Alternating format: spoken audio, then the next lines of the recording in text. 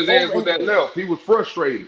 So And that's goddamn, I would hate to see Josh Taylor meet Devin Haney left jab. here's what's Goddamn, crazy though. bro. This was crazy to me. Man, is a Tank fan, and that nigga left-handed. Go watch Jack What is Catterall pop that nigga a million times. stop You telling me that nigga stop can stay saying. in All the right, ring all with right. Tank? Before we You go telling forward, me right? that nigga can stay in the ring with Tank? Y'all gotta stop that, right? I'm a Durant fan. I'm a Do you Holyfield think? fan. I'm a Okay, Hagler fan. Like when I study listen the to me, signs, man. I I'm don't care looking at what like fan you are. a You know who perfect Tank fighter, what they need is. to do in situations, You right? know who fucking I Tank is, and I'm favor asking what you a Tank question. does out of The way most fighters. Catterall I landed favor that what left Crawford hand, does you telling me against Tank all can't fighters, land right? his left hand? That's all I'm asking you. Again, I think Devin knocks Tank. I think Tank knocks Devin the fuck out. Right? I don't think he can hang with certain guys. I don't think what y'all saying gonna work. I'm like, that shit dumb. Like that's Telling that's me like being a Tank disaster for can't certain knock niggas, bro. Tank can't knock Jack I've seen it. Catterall out.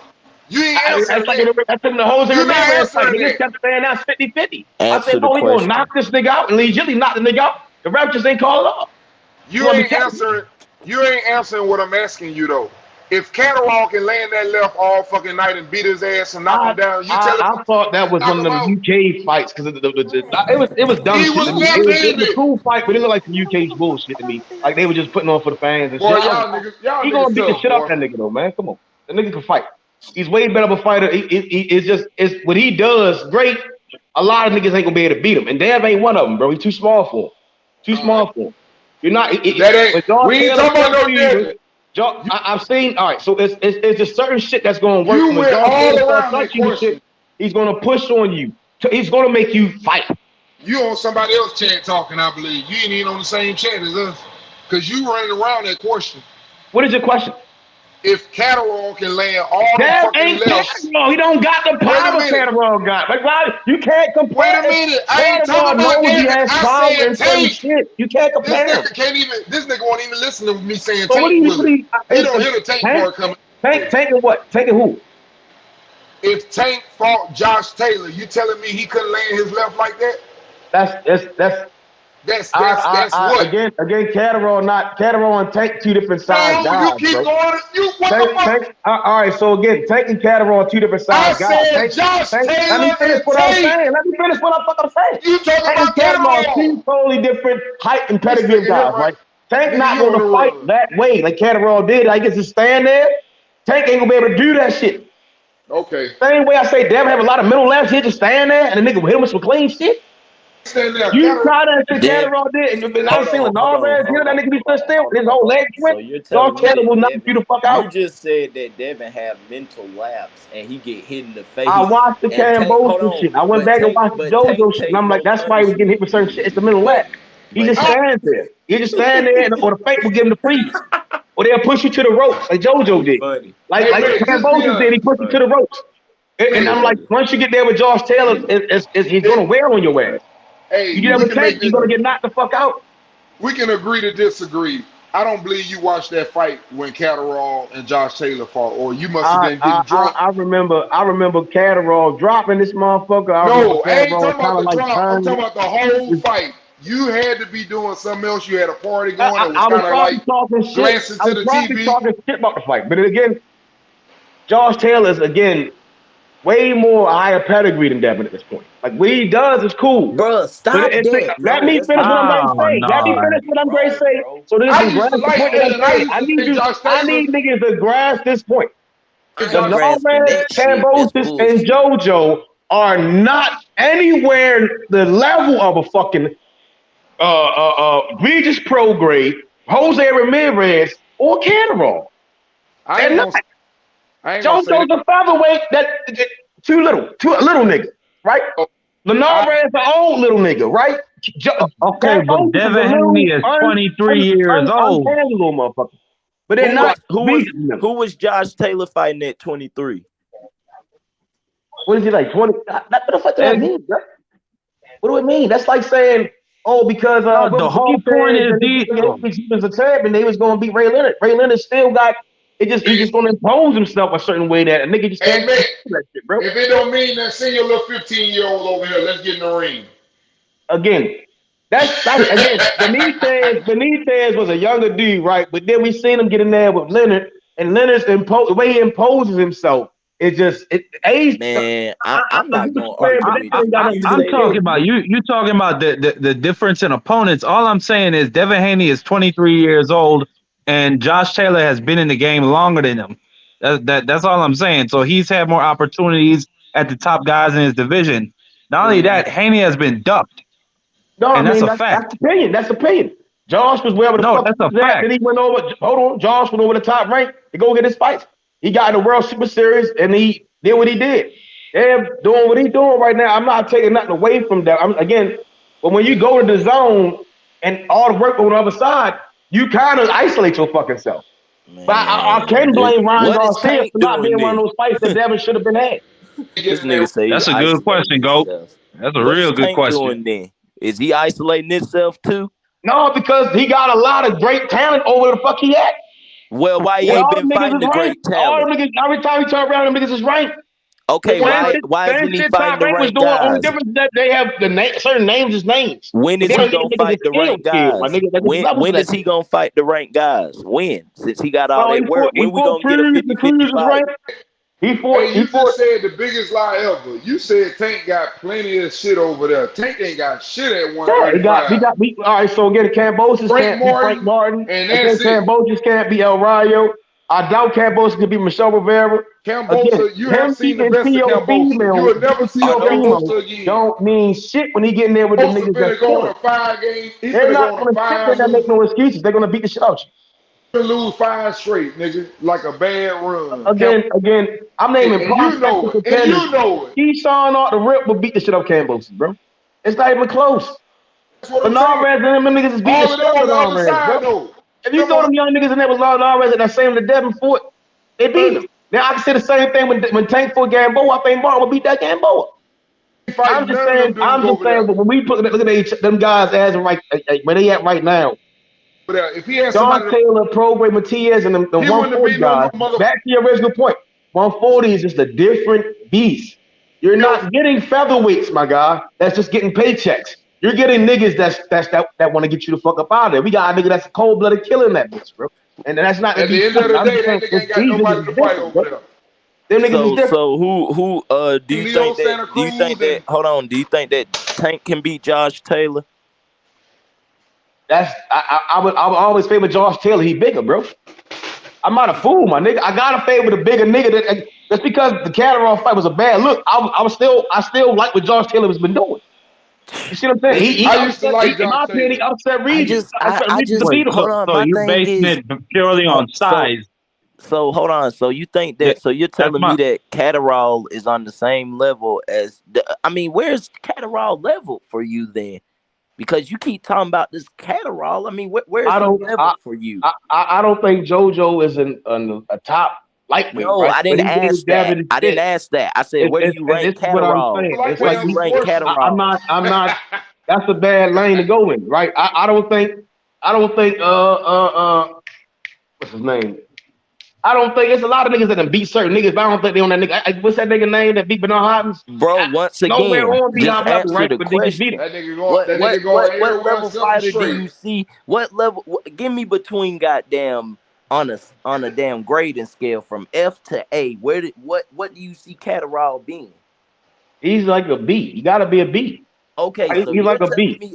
So you're telling me that Devin Haney will lose? You're pretty much saying Devin Haney is a B level fighter, right? That's what you're saying. I think he's like an A minus.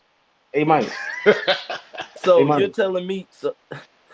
Where's it's certain things like it's like right, so just because a B level fighter could come in that bitch and fight like an A, what he has could just be kryptonite to a nigga, right? Okay, so and it don't make him again Vernon Forrest be Mosley, right?